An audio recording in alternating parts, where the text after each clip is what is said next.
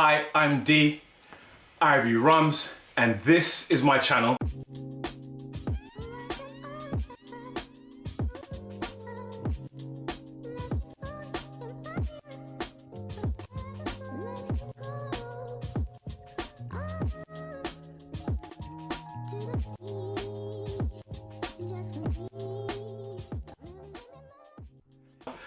Today we have Chris and Lauren. Lauren, hello again. Hi. Last time we were at my place, I'm at your place now. Lovely house, love it, love it, love it. And Chris, nice to meet you. Good to meet you too. Okay, so Chris, tell us about yourself. Who are you? Tell us about yourself. What do you do? Yeah. I'm just a guy. No, I do a little bit. I work in construction. Okay. Mainly fire protection. Cool. Run projects and stuff. Make sure that when we rip down buildings, they get put back up properly. And yeah, that's what I do every day. Okay. I got a mate as a fireman actually. He works on what station? Wandsworth station. Been a fireman of fire. I always tease him that he spends more time saving cats and stuff with that from trees than actually putting fire. But honestly, it's not fight. There's not much fires in London, so what he's most of the time he spends is like getting people out of lifts and nonsense phone calls. Sometimes he tells me about calls that get from dispatch to the station, and no way those sort of calls should be there, but they literally are. Sometimes my cat's in a tree. Can you help me? Sort of conversations. Wow. Yeah. So I'm not saying firemen don't do anything, but I don't do nothing. Can't the cat get itself out? Well, this is the problem. Okay, so we've got some rum. So I brought back for Lauren because she loved it, the Chalong Bay from Thailand. So Chris, this is a Thai white spice rum. As far as I'm aware, it's the only white spice rum that exists. Okay. I've never seen a white spice rum anywhere else. And then I brought for you also today's Admiral Rodney Trio. All different flavour profiles. My personal favourite was I think it's a Royal Oak, the Lost on the Red. Oh, the Princessa, sorry, in the red. That was my favourite one. The others were also very good. So, just go for it. What do you want to drink? Chalong, please. Chalong? Okay, cool. Of course, you're an Asian. Gotta keep to the MO. Okay, so those who see the outtakes will see Lauren was struggling with knife sharpenings. So my team at work think I'm a boring old man, right? Because I spend a lot of time. I have a Whetstone sharpener. Okay. Oh. So yeah, so like you're watching the movies and you got like the guys in. I do that. I find it so therapeutic. I'll sit there with a blade and just for like a good hour just. But my knives are my knives are sharp. My hands are so sharp. I'm always cutting myself when I'm chopping things. So I'll do that. Most people think, in the kebab shop they got a little ching ching ching. That doesn't sharpen us. What it does, so I'm a nerd. Your blades come out of line, really microscopically come out of line. They sort of it starts like this, and as you use it, it sort of does this. Okay. Sort of spits and so what that thingy we dig does is help get it back in line again. But it doesn't make it sharper. It will feel sharper because the blades are back in line. But to actually sharpen, you need like a. Yeah. I wouldn't waste your time on those. You know, you get those. I bought the £10 one. Yeah, no. But it kind of works. It works for like one cooking session. It would damage your blade, and it's not particularly great. Yeah, I see the little shavings come off. Yeah, not the bestest thing in the world. What are you drinking? I'm gonna go ginger beer. Let's try it straight first, just so I can see what it tastes like. Oh, I like this, man. Can I have some of this one? You open whatever you want, my dear. But you say this one's the best one, right? That was my favourite of the three. As a reminder, all these are named after a boat that was a famous ship in like the 1800s or something. So all the names of them have like a history. It smells good. Do you know you the poured history some of of any of that. this? Okay, I didn't see. I don't remember, but I did. No, this way. I'll down that. Okay. Wait, that's not glass. You asked me, do I remember? No, but I do. There are reviews on all them where I go into the details of them. So I think I reviewed them like, if it wasn't last year, the year before. So yeah, I'm going. Okay, so before we get to the thing I wanted to, why you're here, let's get to the thing, what you talked to me about today. Are you sure? Yes. It's on the time now. I think we should. Oh. No, I want to hear about it. Don't get shy. So queening. Right. So, someone asked the queenie. Okay, putting all my business on you. Yeah. Someone asked to queen me Yeah. on Saturday. Now you're making it specific. And I didn't know what queening was. And then basically he's like, I'm going to... It's when you eat someone out for like 45 minutes, hour, however long. So is there like a minimum time period, a maximum time period? It's just... I think it's just adoring, an Okay. adoring time until you're fully satisfied. Him or you? Just trying to understand the barriers to what's happening here. So yeah, I googled it and I didn't know what it was. And I need to get apparatus. You buy the queening chair, which is a chair. It's about this high, and it's got a hole in it. And I sit down, and he's laying there. So I'm Damn. I'm So on not the right. throne. So you have to buy yourself a throne, basically. Well, I'm sure he'll buy it for you. If you want it to happen. When you make it happen. When? I skip past the if. That's gonna have to be a comfortable seat. That's So, a lot. I've They not look something I heard padded. before. There's a lot. Waterproof too. Yes, it's some sort of PVC material. Okay. You did a lot of research. No, I just saw it on Google. They're £150. Oh, wowzers. Right, just saw. Does he not have one already? Maybe he does, since he likes doing it. I mean, if you like it, you should have the kit. Well, maybe he doesn't. Maybe he just wants to do it to you. Oh no, I think this is the thing. It's a good question. So, No, I think does it make a difference? If you wanted to do it just for you, is it flattering? Is it more or less flattering? I don't believe it's just for me, but if that is quite flattering, yeah. If it was just for me. If you just knew without a shadow of a doubt, like this guy's not usually like this. Yeah. I'm the for only one. me, he just wants to queen. Yeah. Standard. Is it? I've got a question for you. Let's say you started dating this guy, right? Moving together. You know, sometimes people have things of their exes, like their exes, I don't know, something the exes bought in the house, right? Some pillows or something. If you had one of those chairs, you'd be like, no, you got to get a new one for me, or would it not bother you? Oh, absolutely. Can you not see how OCD clean I am? You think I'm sitting on some next bitch's throne Okay. Okay. with her juices in the crevices? Just Absolutely cleaned it down, not. his hosed it. his- No. But I don't want a sex life that has apparatus. I pray it's going to be fun. I just don't, like I said before you arrived, I said it kind of kicks out the spontaneity for me. Because it's like, oh, getting frisky. It's like, hold on, let me go get the chair. Okay, let me stop you. Like, Yeah. Takes a flow of it. Yeah. Isn't there some kind of historical significance to that? Like either removing the old throne and then making a new one, or like upgrading it before you come in and it's yours. Possibly. You can put vajazzles on it and all sorts, make a thing out of it. Like, you put your Give it a art vajazzle. stamp on it, and make it yours. So if someone else comes after you, they still know it's yours. Own it. It's got my initials in. Yeah, just engrave it. I was here. Oh man. If it happens. So I'm not gonna ask when you're gonna do it, but you know, or if you're gonna do it, when you're gonna do it. But it was interesting to know. It's something that I learned. I would say I'm approaching midlife. Yeah. As the first time I've heard this before. Yeah. It's me too. And you've never heard of it. I've never heard of. I mean, I've heard of people doing that. I just haven't heard of it being given a name. Okay. Okay. I thought that was Only just. the States people know what it's called, I guess. You have to know what Yeah. I want. Yeah. Okay. Yeah. Here was me thinking that was just pleasing your woman. I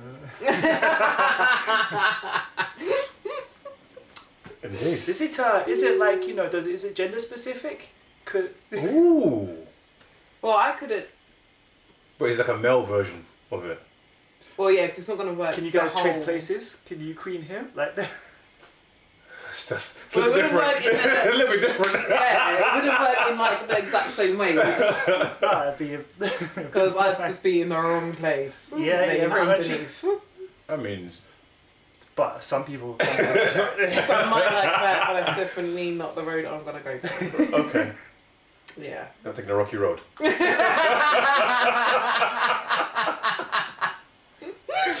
Okay. I don't know if 2 rocks counts as rocky. Oh shit. Speaking of, What do you think? So what a great segue. You would have thought I had a script and all sorts. So, Chris. Oh jeez, sorry.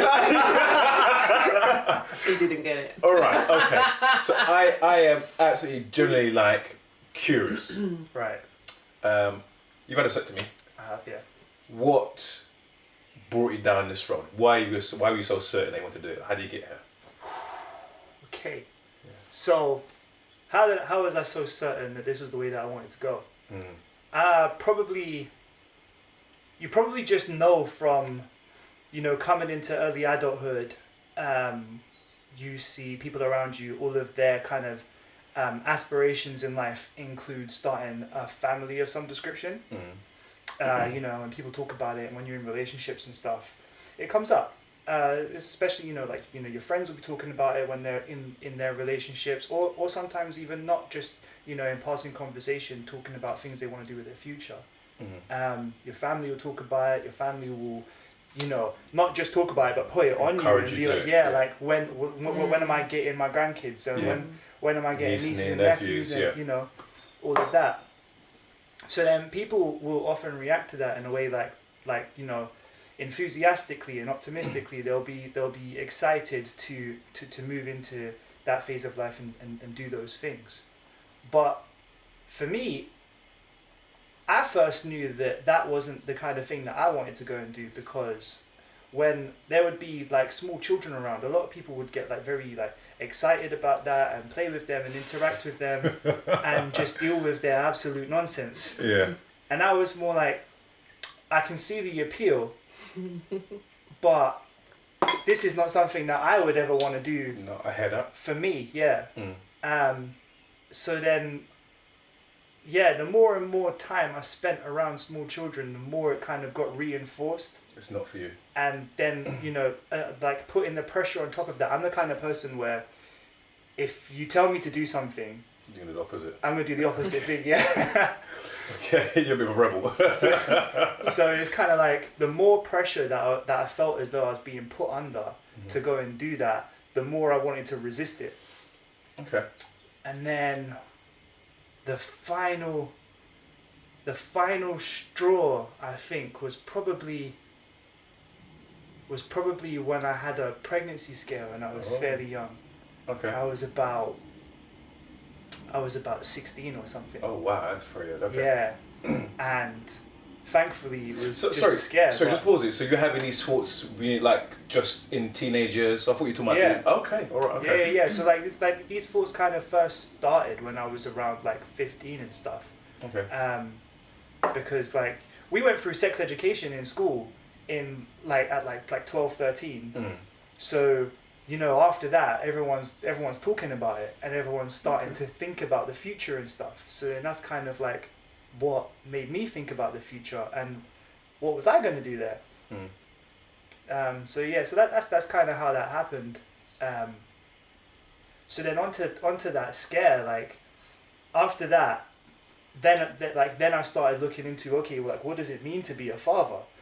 What would I have to if that was real, what would I have to do now? Like I gotta stop being an apprentice, because I was an apprentice at the time. Okay. I gotta stop all of that. I gotta go and make some money. Yeah. I gotta buy this. I gotta buy that. I've got to look after her. She needs this. She needs that.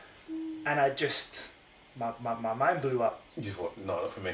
And I just thought, that's all fine and good, but what'd you get at the end of it? You could do all of this. You put all this work. You sacrifice at least 25 years of your life, and put in all of this time and effort and money and energy into molding this person. What'd you get at the end? I mean, you're asking the wrong person. I'm with you. So we're all non-baby people. Yeah. Yeah, this is the wrong one. Very biased. Yeah. So I'll come back to that. So I'll give you some of the challenges I said here sometimes. So a couple of questions. So how old were you when you had it done? And following that, when you decided to have it done, you told your family.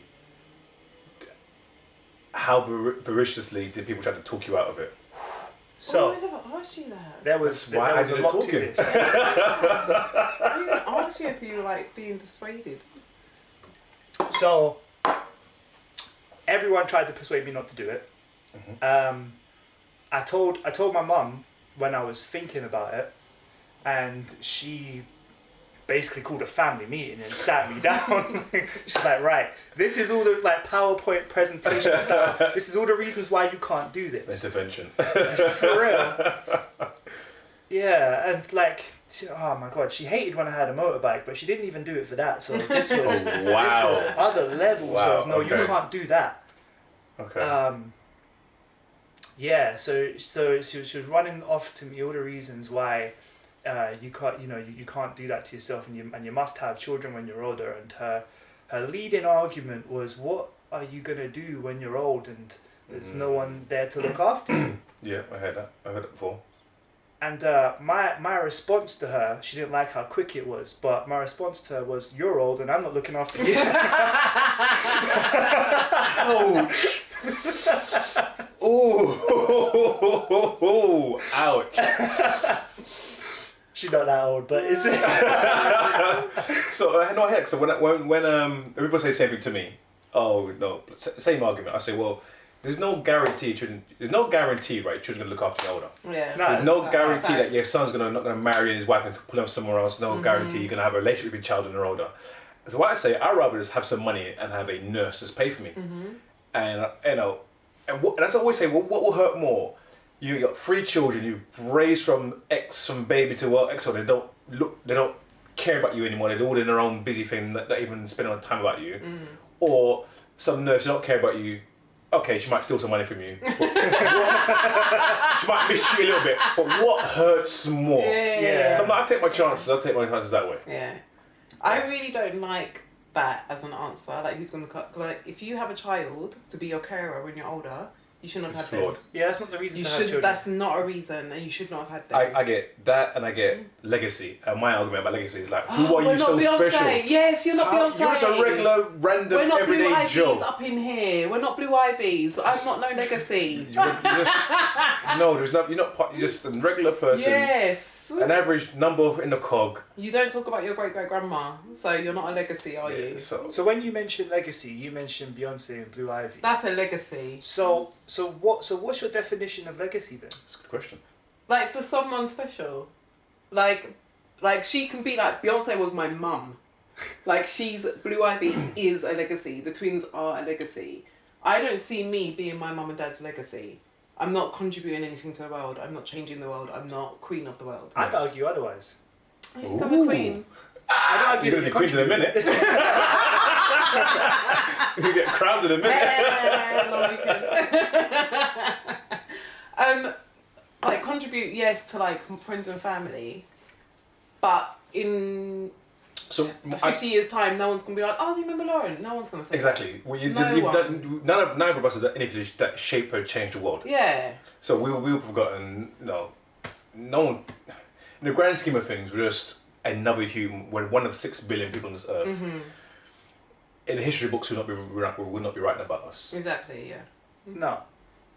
The history books won't be writing about us directly, but you particularly, like, you bump into like celebrities and stuff all the time because of the place that you work in. So who's to say that you don't start the snowball effect that causes something big? It's just that no one knows about it. I feel like the fact that every person so much as taking a breath just out there in the world is worth something. I'm not saying we're worthless. Yeah. I just want to say that when someone says to me, "Lauren, where's your legacy?" I'm not giving birth to a legacy. Oh, but I'd argue that neither is Beyonce. It's just money and talent. Sometimes with some celebrities, it's not even talent. It's just money. Kim Kardashian's kids, like, what? Oh no, they're not legacies, darling. Right, okay. Wow. No, they're not legacies because Kim is not nothing. She's nothing. Although I'd say that the level of marketing that family is. Oh, superb. Oh yeah. Oh, that's- superb. That's talent. Yeah. That's their They're talent. they are on the levels of Donald Trump. Donald Trump's marketing is genius. insane. Yeah. He is. No, I give it because even He's I good at what he don't. does. I know things about them and I shouldn't because I read nothing. I don't go on Instagram, but yeah, I know stuff, and that's because it's forced in my face all the time. But their children are not legacies. If you put something someone else's face in a little while. I'm gonna keep coming back to this all You're just even. gonna keep. I should have kept quiet. I should have kept quiet. Kept it to a WhatsApp voice note.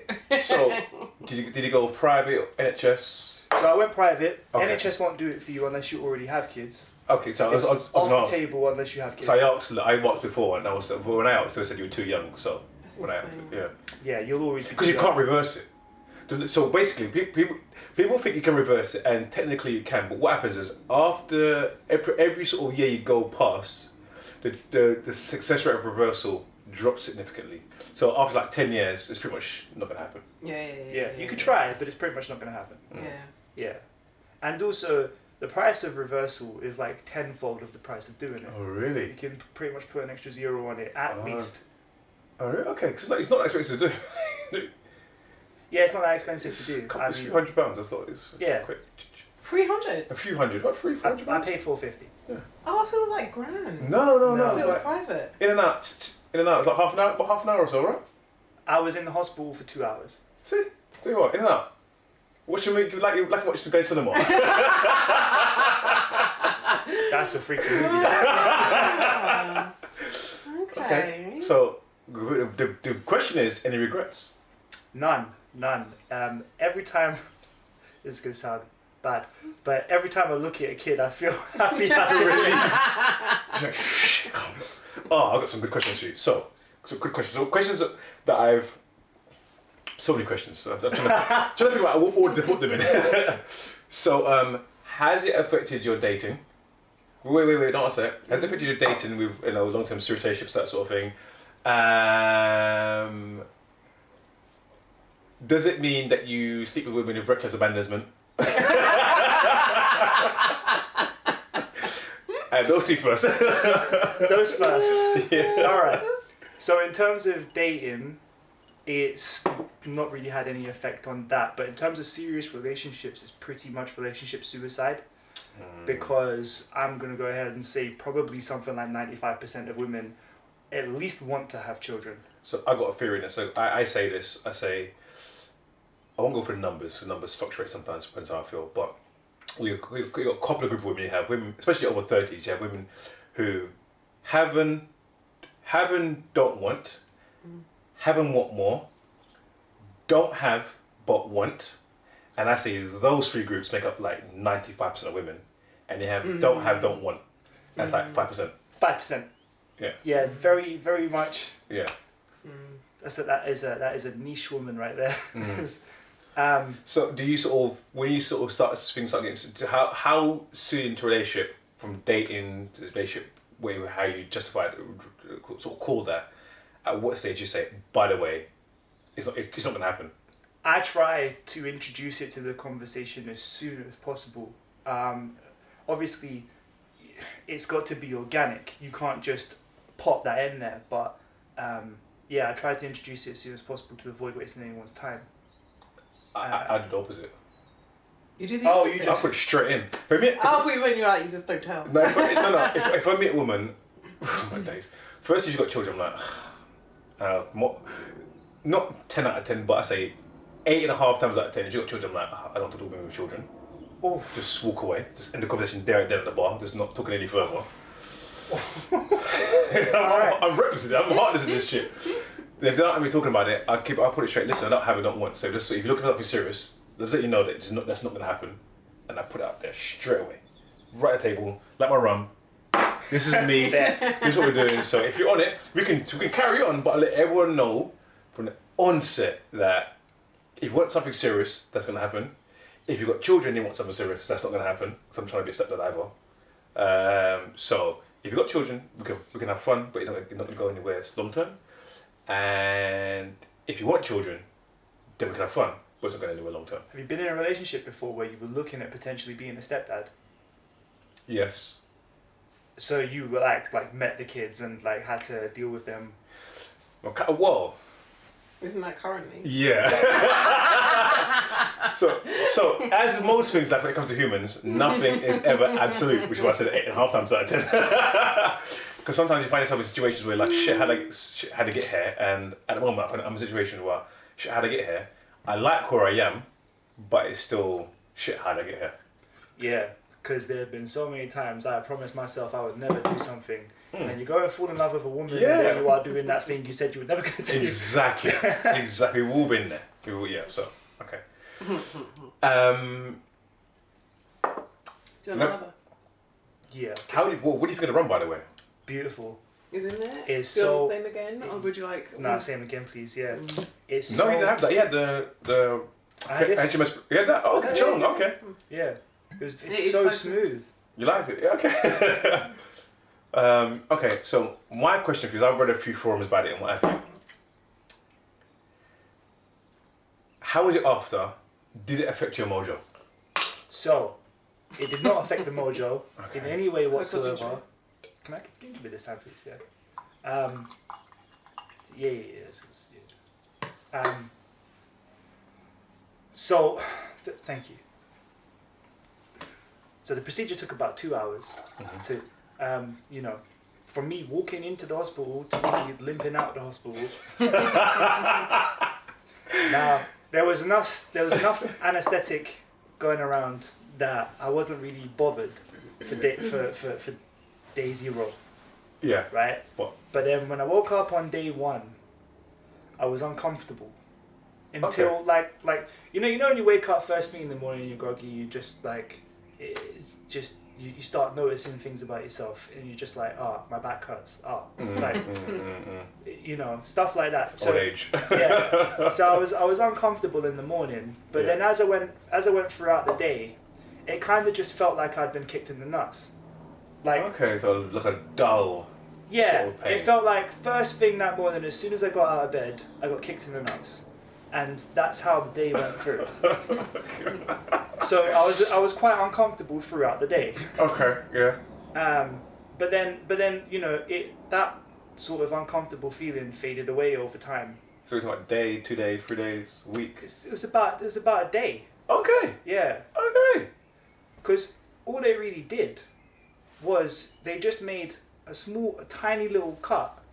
You did the laser thing. I don't know the laser thing sometimes. No, they didn't do that. They made a tiny little cut, and then they put a tube in there, and then they got like all of these like the tube was tiny, it's like maybe that, and then they got like these long tools, and they like went through the tube and went in and did whatever they do, and then after they just put like 1 stitch around the cut. Were you general or local? Local. So you were like, so I'm the sort of person, I've had a lot of surgery, I'm the sort of person that would like try to watch what's happening when they're doing surgery. You can't see what's happening. They put a thing. Oh, so you can't, you like laying there, you can't sit up and see. Yeah. Watch. I don't want to see what's going I on. want to see what's going on. Come weird. I want to see what's happening. The way that everything was feeling towards the start of the procedure, I don't think you would want to have seen that. I don't know. Oh, Because I was being manhandled. You really knew that they did this every day, like. So I watched like Dr. Pimple Popper. Have you ever seen that before? I've seen her. Yeah. I watched that. That's some gross stuff. I'm like, I want to see this going on. I mean, if you can watch Dr. Pimple Popper, you probably watch that. It's not going to be that gruesome. Yeah, but I think I'm kind of curious about these sort of things. I don't know. I mean, you can find worse things on the internet. You can probably find a vasectomy procedure. Oh, I might do that. Absolutely. I might do that. Oh, Yeah. no, and know what? You were, for that, yeah. Wait, are you gonna have it done? I've been thinking about it. Okay. I've been thinking about I'd it. advocate for it. Just thinking the about sheer confidence that it gives you. Yeah. It just when you're Because with a you're woman. no longer thinking, she took the pill.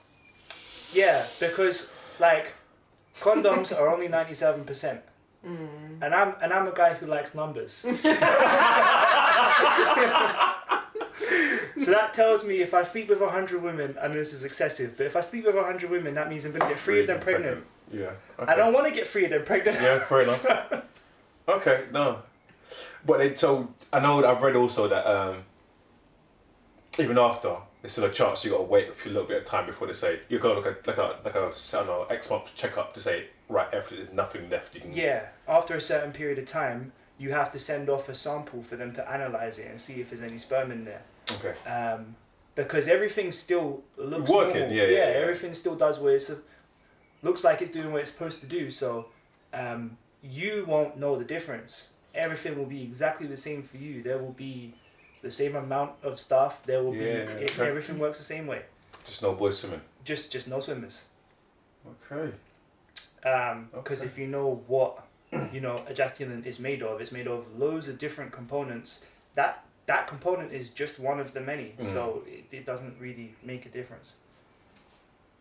Do you think it lowers your feeling of being a man?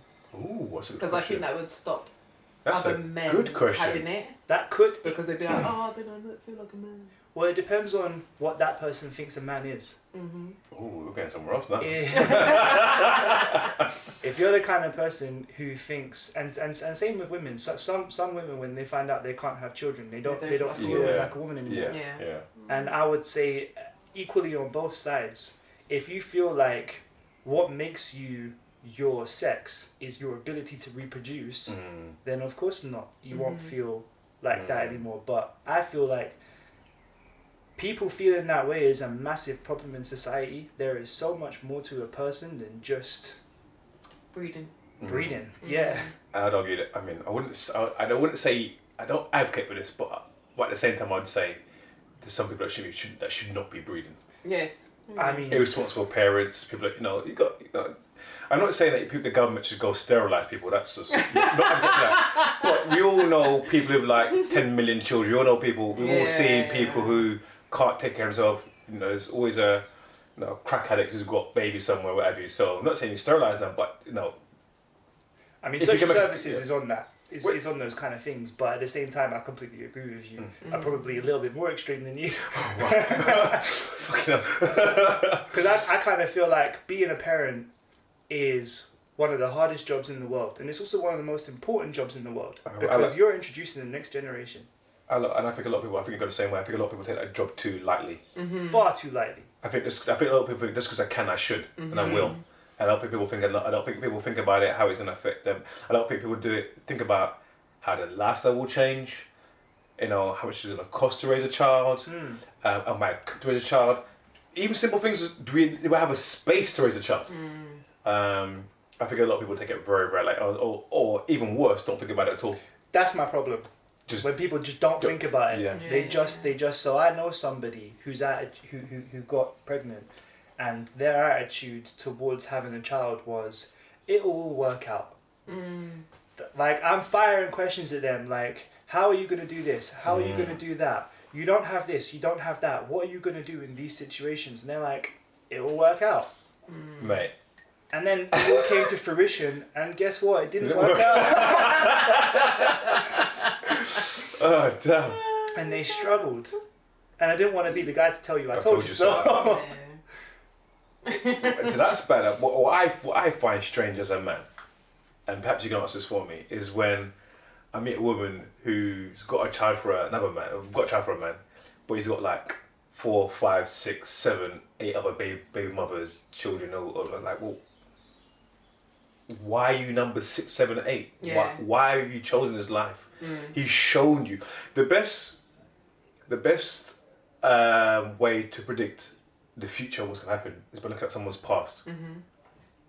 So if you've seen that he's done that in the past, why do you think he's going to be different with you? Now, I sometimes women confuse Some women are just in denial, or they think that they can change the man.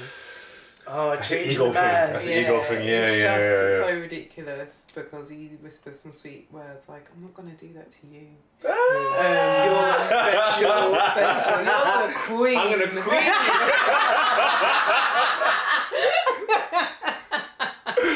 Yeah, I don't know why they do that, but I would never date someone who had like 3, 4 baby. What's the maximum you'd have? My ex had 2, but literally one of them was the wife. Oh, so I was going to ask you, does it matter if one is marriage count differently to just a baby mother?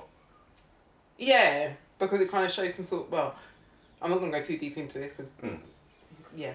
Like, it shows some sort of commitment. Okay. And it's Yeah. just like, okay, so he's got 4 with the wife and 2 with the ex. That's not a bad thing to me. But if you step to Okay. me like, yeah, I've got 3 baby mums, you're like, no. We've had 3 wives, 3 ex-wives. No, because then there's something wrong there. So you said that. So the reason why I asked the question because a lot of women. I'm going on a tangent. A lot of women sort of talk about, look at Steve Harvey and think, oh, he's a great guy. He does dating advice and that sort of thing.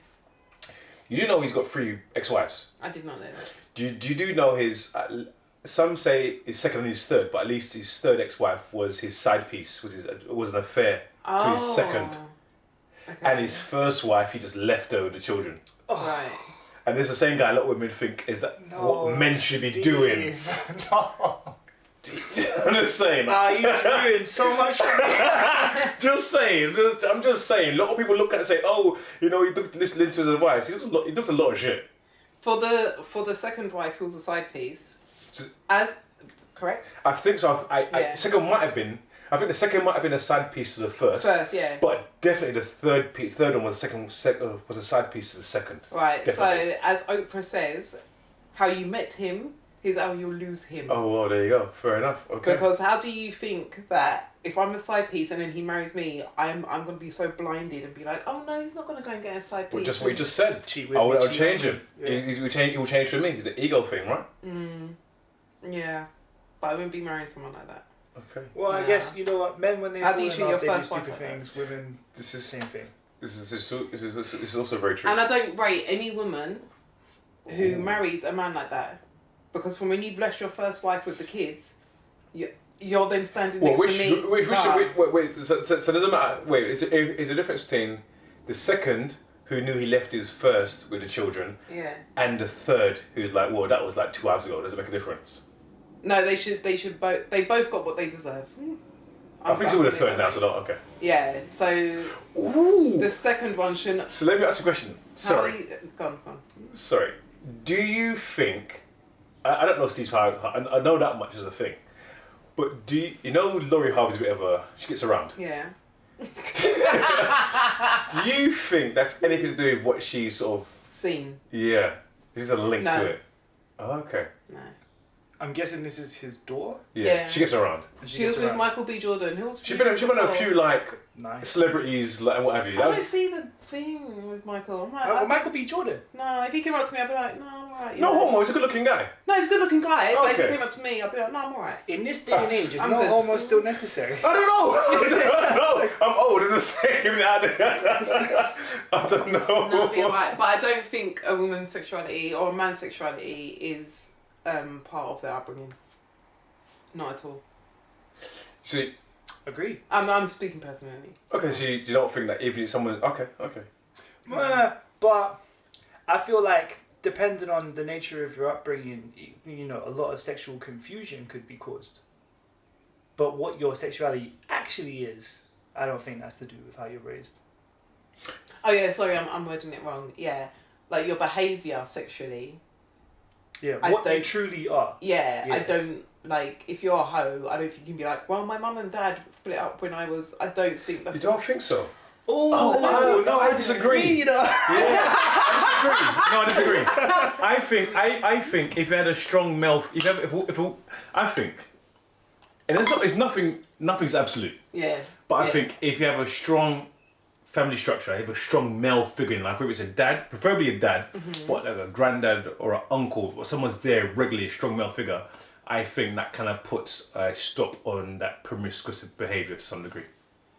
To some degree, I agree. But like you said, it's not absolute. Yeah, No. I think it definitely makes it less likely if you've got a strong family structure. But I mean, you could come from the best family structure that there is, complete ideal scenario in every sense, and still just be like, you know what? I really like sex. Yeah. And I just What's that? don't care who it's with. Who's that pastor?